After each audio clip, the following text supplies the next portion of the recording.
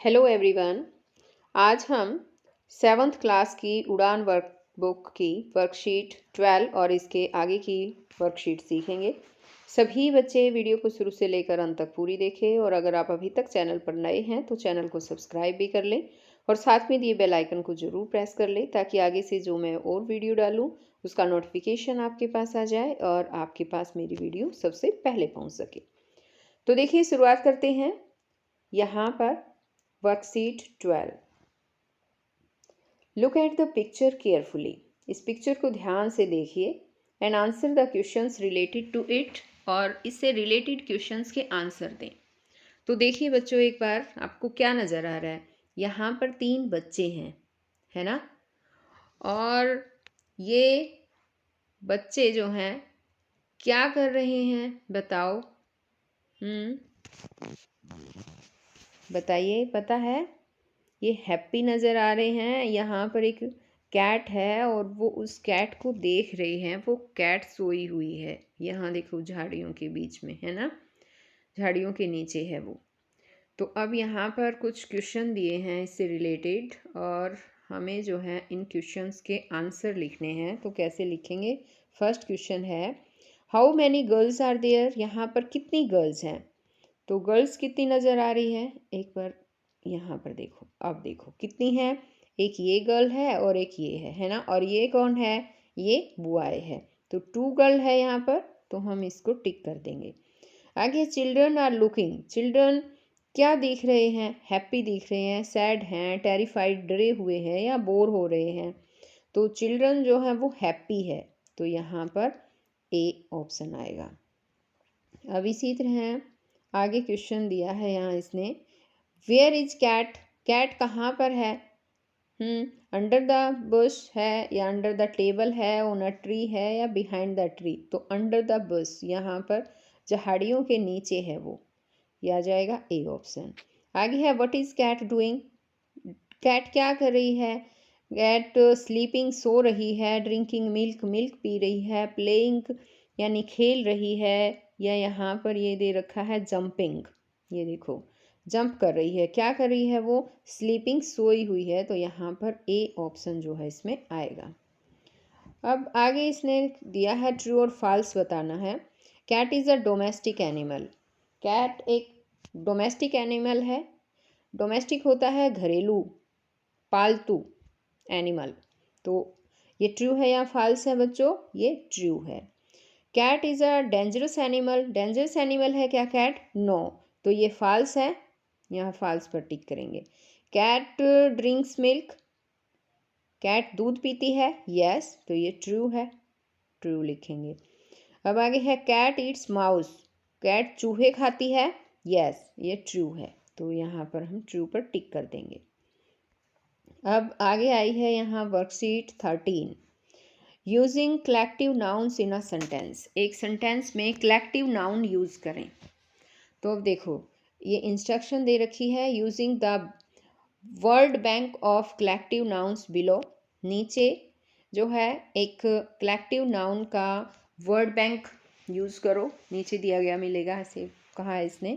यहाँ पर देखिए, ये रहा, ठीक है। Rewrite each sentence. हर सेंटेंस को दोबारा से लिखिए।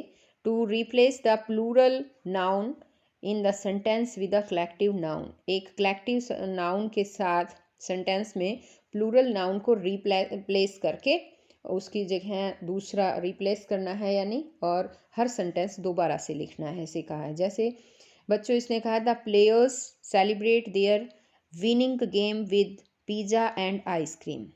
तो यहाँ द प्लेयर्स है ना बच्चों, प्लेयर्स का होता है टीम, यहाँ इसकी जगह टीम आएगा प्लेयर्स की जगह, ठीक है। सबसे पहले तो मैं एक बार कलेक्टिव नाउन समझा देती हूँ, ये समझाना मुझे ध्यान नहीं रहा। कलेक्टिव नाउन होता है बच्चों समूहवाचक संज्ञा। समूहवाचक यानी कि वो नाउन जो हमें समूह में मिलेगी। अब जैसे प्लेयर्स हैं, एक पूरा प्लेयर्स का मतलब होता है खिलाड़ियों की टीम। इसमें 12 खिलाड़ी होते हैं, एक टीम होती है, तो इन प्लेयर्स की जगह हम टीम यूज़ करेंगे। अब जैसे कि the soldiers need new supply, तो ये सोल्जर दे रखा है ना, सोल्जर ये आर्मी होता है बच्चों, ठीक है। सोल्जर्स ज़्यादा जिसमें सोल्जर्स हो जाते हैं उसको आर्मी बोलते हैं, यानी सेना। अब आगे चलते हैं और आगे यहाँ पर देखो, अब यहाँ है the people watching the show are exciting to see the play. लोग जो हैं वो शो देखने के लिए प्ले देखने के लिए जो एक्साइटेड थे, द पीपल। तो यहाँ पर जो है द पीपल की जगह ऑडियंस आ जाएगा, श्रोतागण जो है। यहाँ देखिए एक बार, यहाँ मैं आपको दिखा भी देती हूँ, ये देखिए ये रहा, ठीक है। ये ऑडियंस आ जाएगा यहाँ पर, यहाँ लिखेंगे, ये देखिए। अब इस पीपल की जगह ऑडियंस लिखेंगे, ठीक है, ऐसे ऑडियंस आएगा। The student hope that there will be no homework tonight. आज रात जो है कोई होमवर्क नहीं मिलेगा। स्टूडेंट्स को आशा थी कि, द स्टूडेंट्स, तो यहाँ पर स्टूडेंट्स जो हैं उसका क्लास आ जाता है बच्चों। स्टूडेंट्स जो विद्यार्थी होती है उनकी एक क्लास होती है, उनके ग्रुप को क्लास बोलते हैं, ठीक है। ऐसे है the people who work for big business, जो बड़े बिजनेस के लिए काम करते हैं। दैट एक बार ये देखिए 6 वाला, the people who work for the big business say that, वो कहते हैं that they didn't pollute the lake, कि उन्होंने लेक को पोल्यूट नहीं किया है। तो यहाँ पर जो द पीपल है ये कॉरपोरेशन के लिए आया है, यहाँ कॉरपोरेशन, ठीक है, यहाँ कॉरपोरेशन आ जाएगा, TION, ठीक है बच्चों। यहाँ देखो एक बार मैं दिखा देती हूँ आपको, ये देखो ये रहा कॉरपोरेशन, ऑडियंस आ लिया, ये क्लास है ना, ये बैंड है, और आर्मी मैंने करा दिया। अब आगे ये टीम भी करा दिया। अब आगे देखिए और भी समझा देती हूँ आपको। यहाँ देखो, the birds fly to the next tree, birds जो है अगले ट्री पर फ्लाई करते हैं। द बर्ड्स, तो जो बर्ड्स हैं यानी ज़्यादा है इसलिए बर्ड्स आया है, उनका जो झुंड होता है बर्ड्स का उसको फ्लॉक बोलते हैं। ये समूहवाचक उसमें जो है ये आएगा फ्लॉक। अब है the wolves work together to find food and shelter, जो वोल्स होते हैं, भेड़िए होते हैं, वो अपने खाने और अपना आश्रय ढूंढने के लिए इकट्ठा काम करते हैं। तो जो वोल्स हैं उनका जो झुंड है वोल्स का, उनको पैक बोलते हैं, PACK, पैक। तो ये ऐसे आ सकता है, the pack works together to find food and shelter. ये इस तरह से आपको ये खुद लिखने भी हैं बच्चों, सेंटेंस भी लिखने हैं। आगे है the girl scouts cell me cookies every year. Girl scouts यानी इसको जो है वो ट्रूप आएगा, गर्ल स्काउट्स का जो है झुंड मतलब ग्रुप जो है उसको ट्रूप बोलते हैं। आगे है the people who live in the city get to vote in the next election, वो नेक्स्ट इलेक्शन में वोट प्राप्त करेंगे, सिटी में जो रहते हैं लोग, यानी द पीपल का यहाँ पर पब्लिक आ जाएगा, ठीक है। The public who live in the city get to vote in the next election, ऐसे आएगा। और इसने साथ में बच्चों ये भी कहा था ना कि रीराइट ईच सेंटेंस, हर सेंटेंस को दोबारा भी लिखना है। तो एक बार मैं समझाती हूँ कि कैसे लिखना है। जैसे प्लेयर्स था तो उसका टीम था ना, प्लेयर्स की जगह टीम, तो हमें यहाँ क्या लिखना था, द टीम सेलिब्रेट्स। अब यहाँ सेलिब्रेट्स क्यों आया, क्योंकि ये जो टीम है ना बच्चों ये सिंगुलर है, और सिंगुलर के साथ सिंगुलर ही यहाँ पर जो है वर्ब हमें यूज़ करनी है। सिंगुलर के साथ ऐसी ES लगता है, तो यहाँ सेलिब्रेट के साथ E और S हमने यहाँ लगाया है। और बाकी सारा सेम क्वेश्चन में से ही आ जाएगा, प्लेयर्स की जगह टीम आ जाएगा, सेलिब्रेट के S लग जाएगा, और बाकी सारा आपको sentence complete as it is लिखना है। ऐसे ही द सोल्जर था, यहाँ देखो ये सोल्जर है ना, द सोल्जर, इसकी जगह आपको द आर्मी लिखना है, आर्मी। नीड्स लिखना है यहाँ पर, और यहाँ नो सप्लाईज ये आ जाएगा। ठीक है, ये आप अपने आप करेंगे। इसी तरह द पीपल था यहाँ पर, द ऑडियंस आएगा, ऑडियंस, और आने के बाद बाकी सारा सेंटेंस सेम लिखना है। इसी तरह ये था द स्टूडेंट्स था तो द क्लास आना था, तो यहाँ क्लास आएगी, और क्लास के बाद होप है ना तो होप्स आ जाएगा यहाँ पे। ठीक है, और बाकी सेम एज इट इज़ आपको लिखना है। म्यूजिशियन है यहाँ पर, तो म्यूजिशियन का मैंने क्या बताया था, बैंड बताया था, तो द बैंड आ जाएगा। इंजॉयज़ यहाँ ऐसे आएगा, एस आएगा, इसको एस लगाएंगे, और performing for their fans as it is लिख देंगे। इसी तरह ये द पीपल 6 वाला है, जो द पीपल, पीपल की जगह कॉरपोरेशन आ जाएगा यहाँ, और सेम एज इट इज़ रहेगा, हु वर्क्स यहाँ ऐसा आ जाएगा। बस आ गया ना बच्चों समझ में।